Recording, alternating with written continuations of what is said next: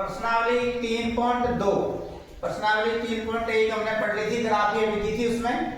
अब प्रश्नावली 3.2 में है समीकरणों को प्रतिस्थापन विधि द्वारा हल कीजिए। तो पहला सवाल दे रहेगा हमको इसमें, देखो x + y = 14 और x - y = 4। ये समीकरण नंबर 2 और ये समीकरण नंबर 1। देखो इस समीकरण 2 में मैं y का मान को इधर प्रतिस्थापन कर रहा हूं, तो ये हो गया x = 4 + y।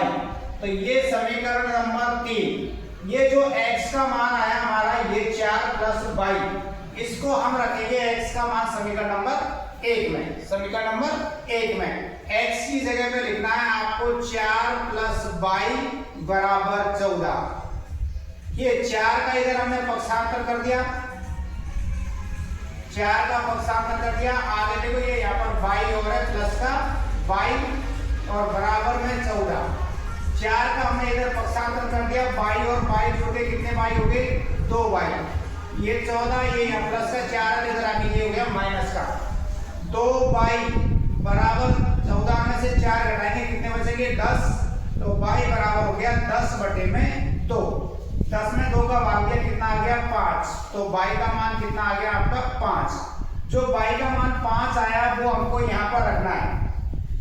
तो ये हो गया x = 4 + y का मान कितना है? 5। तो यहाँ क्या रखेंगे? 5। तो x बराबर कितना हो गया? 9। तो y का मान तो आया 5 और x का मान कितना आया? 9। इस प्रकार से आपको प्रतिस्थापन विधि द्वारा x और y के मान ज्ञात करने हैं। कोई सी भी समीकरण हो उसमें आपको प्रतिस्थापन विधि से x और y के मान ज्ञात करने हैं। इसका अगला एक और उदाहरण समझिए। 3x - y = 3 और 9x - 3y =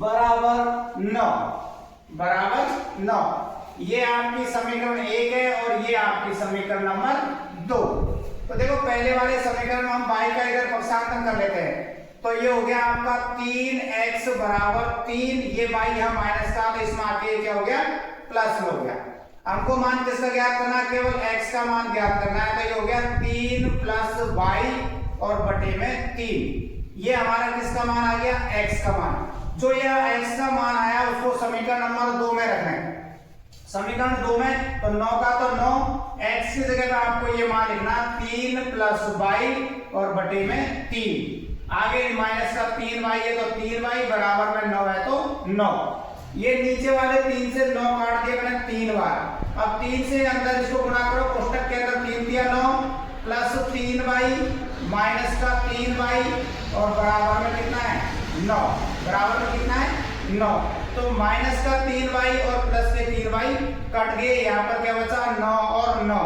9 का पक्षांतर करेंगे इधर तो 9 में से 9 घटाए क्या बचेगा? 0। तो यानी यहाँ हमारा y का मान कितना है? 0। y का मान कितना आया? 0। अब y का मान 0 इसमें रखो तो x बराबर हो गया आपका 3 + 0 बटे में 3। 3 में 0 जोड़ेंगे तो 3 और 3 में 3 का भाग गया तो कितना आ गया? 1। तो x का मान कितना आया? 1 और y का मान कितना आया? 0। इस प्रकार प्रतिस्थापन विधि द्वारा आपको x और y के मान ज्ञात। प्रतिस्थापन विधि पहला सवाल का ये छठा सवाल। आपसे पहले जो समीकरण पढ़ी थी उनमें बटे में संख्या नहीं थी, इनमें बटे में संख्या है। तो देखो बटे में संख्या है तो कोई दिक्कत नहीं, हम इनको पहले लघुत्तम लेके और साधारण समीकरण बना लेते हैं। तो देखो यहाँ पर 3 और 2 का लघुत्तम ले लो। 3 और 2 का लघुत्तम कितना हो गया? 6। 3 और 2 का लघुत्तम 6। 2 का भाग दिया 6 में 3 बार। 3 को 3 से गुणा करेंगे जब 9x, चिन्ह माइनस है तो माइनस। 3 का भाग दिया 6 में 2 बार। 2 को 5 से गुणा करेंगे जब 10। y बराबर माइनस के 2। इसके नीचे कुछ भी नहीं है तो वज्र गुणा करेंगे तो 6 इससे गुणा हो जाएगा। तो ये आ जाएगा 9x - के 10y बराबर -12। इसी प्रकार देखो यहाँ भी लघुत्तम ले लो। 3 और 2 का लघुत्तम कितना आ गया? 6। 3 का भाग 6 में 2 बार। 2 को x से गुणा करेंगे जब 2x, प्लस का चिन्ह तो प्लस। 2 का भाग 6 में दिया 3 बार। 3 को 22 से गुणा करेंगे तब 3 बाई बराबर यहाँ पर 13 और बटे में 6। तो नीचे वाले 6 से ऊपर वाला नीचे वाले का बराबर का 6 कट गया। तो ये आपके पास में बच गया 2x प्लस 3y बराबर में 13। ये समीकरण नंबर 2 और ये आपके आई समीकरण नंबर 1। अब देखो यहाँ पक्षांतर कर लेते हैं, इसका पक्षांतर इधर कर लेते हैं y वाले मान का। तो ये हो गया 9x बराबर माइनस के 12 और ये यहाँ माइनस के, तो इधर आके प्लस में हो गए 10y। हमको यह मान x का निकालना, तो x बराबर हो गया -12 बटे 10 और ये 9 नीचे आ जाएगा बटे में। तो x का जो ये मान आया है, इस x के मान को हमको कहा रखना समीकरण नंबर 2 में। तो 2 का तो 2 लिखेंगे, यहाँ कोष्टक का चिन्ह लगाओ, -12 प्लस में 10 और बटे में कितना है आपके पास 9, तो 9 लिख दो, आगे प्लस का 3 है तो 3 और बराबर 13 है तो 13 लिख दिया। x के इस x की जगह पे x का मान लिखा। अब 2 से इसको गुणा करेंगे तो ये आ जाएगा -24, 2 को 10 से गुणा करेंगे जब आएगा 20 और नीचे और बाई है तो बाई बटे में 9 है तो 9 लिख दो, आगे प्लस का 3 है तो 3 लिख दो, इसके नीचे बटे में कुछ नहीं है 1 मान लो और बराबर में 13। 9 का और 1 का लघुत्तम कितना आएगा 9 आएगा। तो 9 का भाग देंगे 9 में तो एक बार, 1 को इन दोनों से गुणा करेंगे तो यही आएगा आपका -24 प्लस का 20 बाई, 1 का भाग 9 में 9 बार, 9 को 3 से गुणा करेंगे जब ये आएगा 27 बाई और बराबर 13 है तो 13। अब देखो ये यहाँ पर -24 है तो -24, ये भी प्लस का ये भी प्लस का, दोनों को जोड़ दो, दोनों बाई के मान जुड़ के कितने हो गए, ये 47 बाई। ये 9 नीचे है यहाँ पक्षांत, अगर हम वज्र गुणा करेंगे तो 9 को 13 से गुणा करेंगे, 13 गुणा 9 करो तो ये यहाँ पर लिख दो आपको 13 गुणा 9 इधर गुणा हो गया। अब ये 24 या माइनस का इधर पक्षांतर कर लेते हैं, उधर की तरफ हम पक्षांतर करेंगे इसको, 13 को 9 से गुणा करेंगे तो ये आ जाएगा आपका 117।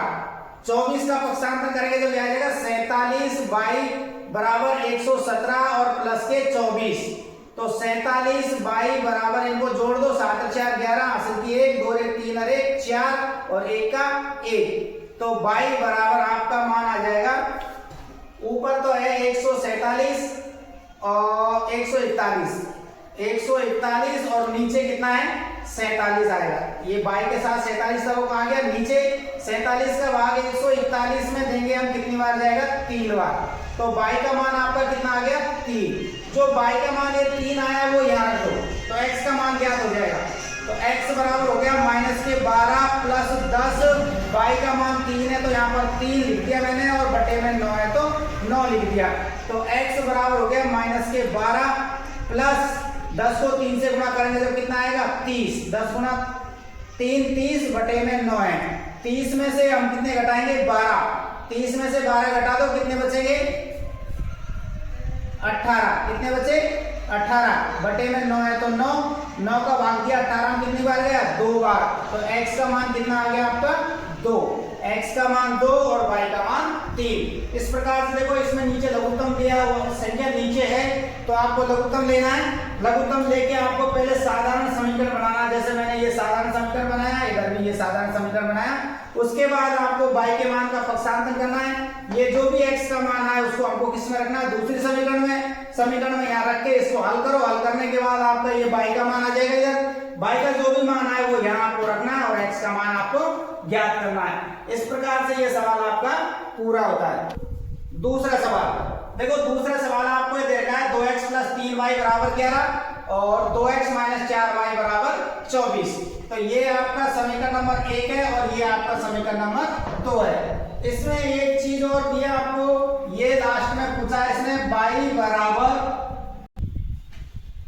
सवाल नंबर 2 में ये दो समीकरण दे रखी है और एक चीज और पूछिए आपसे, इसमें y बराबर mx प्लस 3m का मान ज्ञात कीजिए।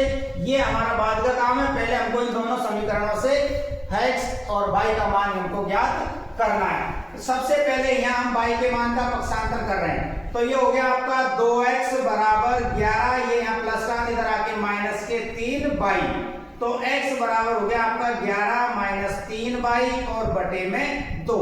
ये हमारा किसका मान आ गया x का मान हमको इस समीकरण में यहाँ रखना है। चाहो तो देखो आप इसमें छोटी संख्या कर सकते हो, तीनों संख्याओं में आप 2 का भाग दे दो, ये संख्या आपकी छोटी हो जाएगी।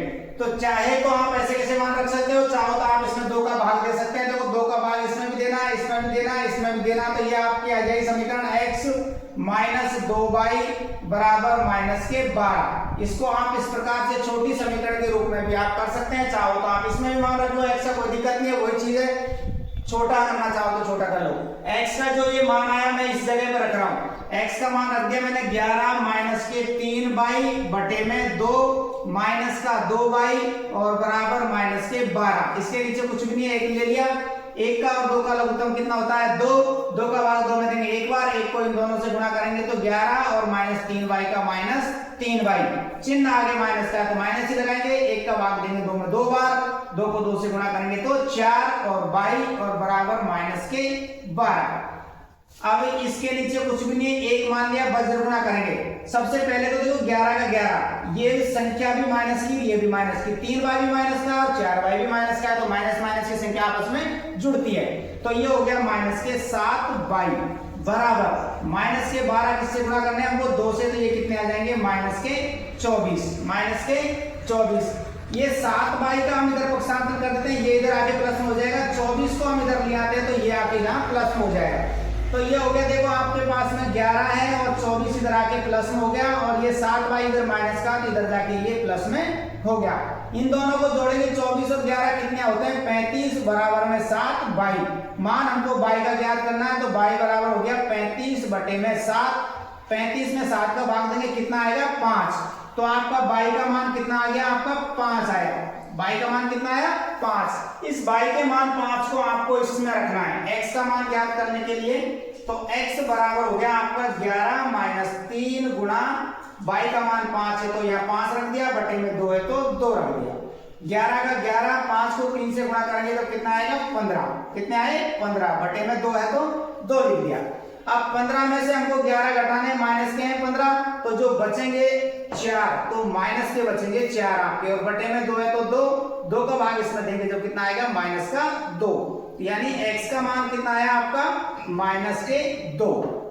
x का मान ज्ञात कर लिया हमने, y का मान ज्ञात कर लिया। अब यहाँ m का मान और पूछा उसने, वो भी हम ज्ञात कर लेते हैं। देखो ये है y बराबर mx प्लस 3, तो y का मान आपका 5 आया, तो यहाँ 5 रख लो बराबर m का m गुणा x का मान आपका यहाँ माइनस का 2 है तो माइनस का 2, प्लस में 3 है तो 3, यहाँ 5 का 5 लिखेंगे बराबर m को और माइनस 2 को गुणा करेंगे तब ये आएंगे माइनस के 2m, आगे प्लस का 3 है तो 3।